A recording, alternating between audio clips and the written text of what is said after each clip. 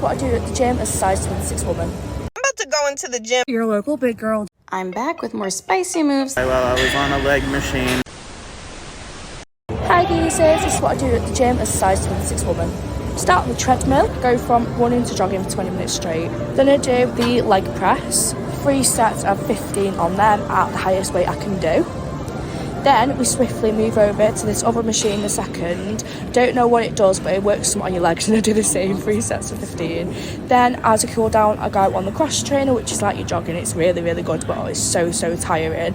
I did about 10 to 15 minutes on that and I was done. Woohoo! The first thing that stands out is that she is taking action, and that deserves acknowledgement. But right after that comes the reality check. The routine she describes is simply not structured in a way that actually drives fat loss or meaningful changes in body composition. Starting with 20 minutes on the treadmill, trying to want to jog, then bouncing to random machines without understanding their purpose, that's not a plan. And for someone at a size 26, the goal shouldn't be survive 20 minutes on a treadmill. The goal should be developing the kind of strength muscle foundation that lets the body burn calories all day, not just while sweating through low-intensity workouts. 3 sets of 15 at the highest weight she can do sounds intense, but if your form isn't controlled, your knees are locking out, the numbers don't matter. And when she casually mentions not even knowing what the second machine is for, that really highlights a huge problem. The machine literally has a diagram on it showing the muscles it targets. That mystery machine is probably a calf raise, and using it without understanding technique is barely better than doing nothing. For someone with a lot of weight to lose, training blindly is not only ineffective, it can be risky for joints already under pressure. Finishing the session with a cool down on the cross trainer for 10 to 15 minutes is another example of misplaced effort. She's essentially doing cardio sandwich workouts, cardio before, cardio after, and machine hopping in the middle. Cardio has its place, but relying on it as the backbone of a fat loss program is one of the biggest traps overweight beginners fall into. The body adapts fast, calories burned drop over time, and it becomes a grind. What she truly needs is a structured set of compound lifts, squats, hinge variations like RDLs, rows, presses, and simple progressions. Muscle is metabolically active, meaning building it turns the body into a fat-burning machine around the clock. At the end of the day, it's good that she showed up, but intention alone doesn't equal progress. If she really wants to change her body and break the cycle of ineffective gym sessions, she needs guidance. Not random machines, not guessing, not chasing exhaustion, and definitely not trying to become a cardio hero before fixing foundational strength. 10 to 15 minutes in the gym? May I ask what your goals are? Doing a little steady-state cardio, 2 leg exercises, then more steady cardio doesn't seem like it will target much. To go into the gym and assert my dominance by farting in the free weights section. I'm off 2 Eddies and a scoop of pre-workout midday. My program, Fat Rebellion. My target audience, the broads. Talk to me nice.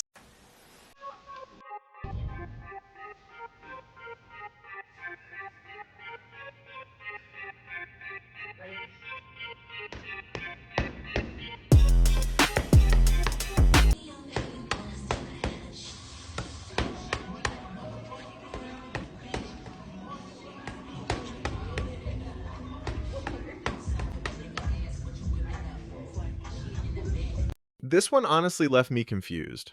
We've got an extremely obese woman boxing in a weird way.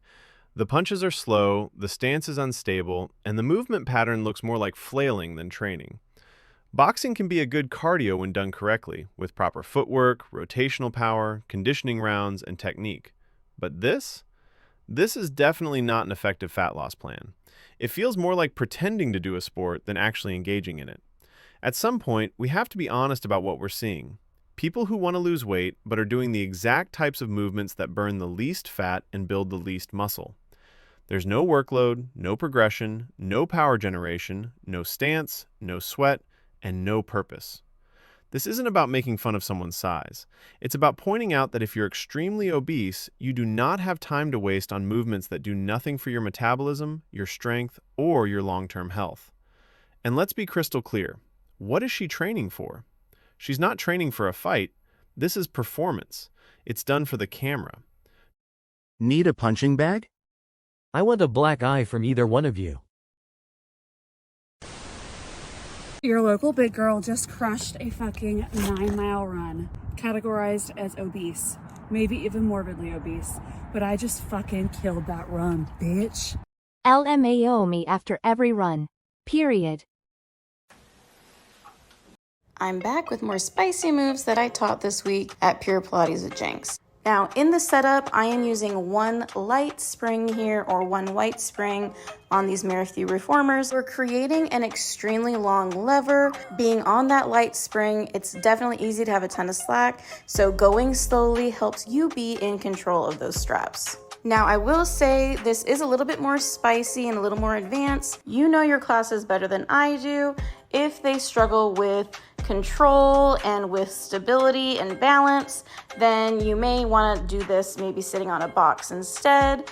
But if you are having people get into position, you can definitely have them grab on to the foot bar because you're on that light spring. It's going to be very easy for that carriage to move.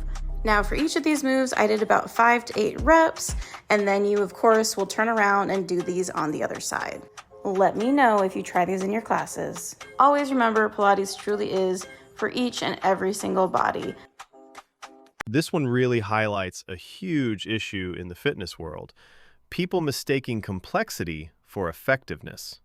She's talking about spicy moves, light springs, and long levels. But the moment you actually watch what she's doing, the problem becomes obvious.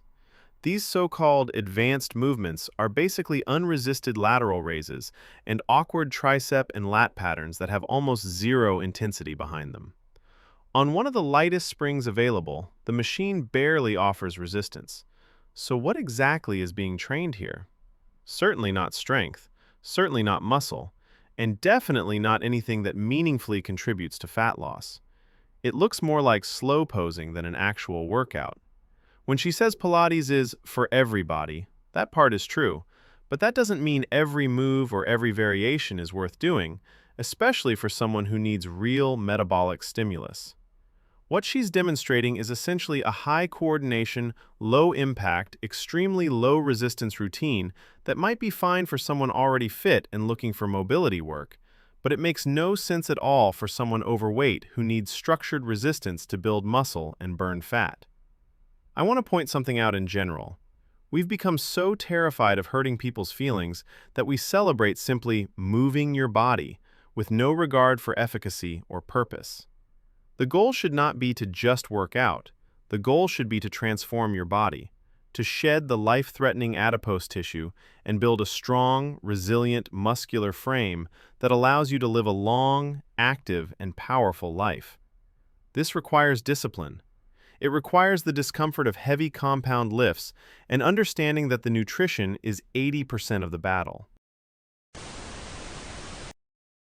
Was doing real good, and then 2 guys walked by while I was on a leg machine and so obviously turned around and looked at me to laugh.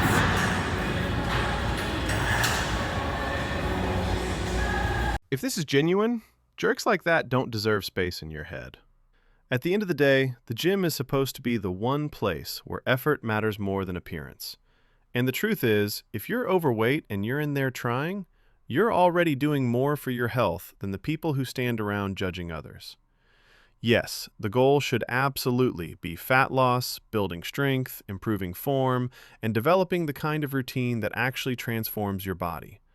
But none of that progress happens if you let someone else's immaturity push you out the door. You don't owe those guys a reaction, an explanation, or a TikTok video.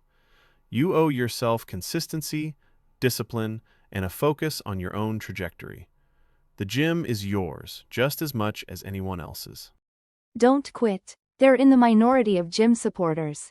You got this. I'm proud of you.